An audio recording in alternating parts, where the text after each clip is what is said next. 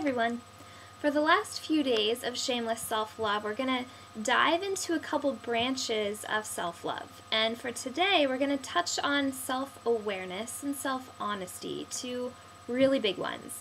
Because if we're in a relationship with someone else, we expect them to be honest with us, right? So why wouldn't we expect the same from the most important relationship of our lives, the one we have with ourselves?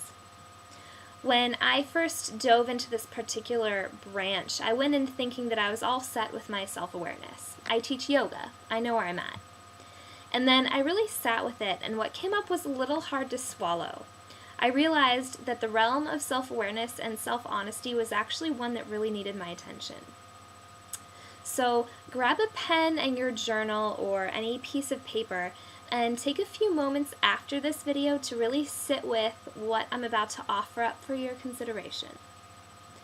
First off, do you see yourself outside of the story of your past and the confines of the society and family you grew up in?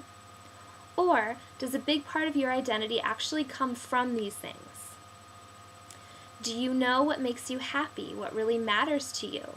Or do you feel a little bit out of tune with your feelings? Maybe you'd rather just not feel them and then wonder why you feel anxious, depressed, or out of sorts a lot of the time. Here's a major one. Are you aware of how your choices, actions, and words affect others? Or do you get a little self-absorbed and unaware of how the things you do impact the people around you? I was way guilty of this, by the way. Do you feel your feelings, even when they're hard to sit with? Or do you tend to go from one experience to the other, or drive yourself hard to the next place without really pausing to ask if this is really what you want from your life? Lastly, are you always honest with yourself, even when it's hard to face? Or do you sometimes overindulge in substances or activities that numb you out? Keep in mind, I'm not having you consider these things to judge yourself. We do enough of that, and as sensitive souls, we can have really good reasons for abandoning ourselves and our bodies rather than having to feel things. So, without judgment, spend a little time with this piece of self-awareness and see how honest you can be with yourself.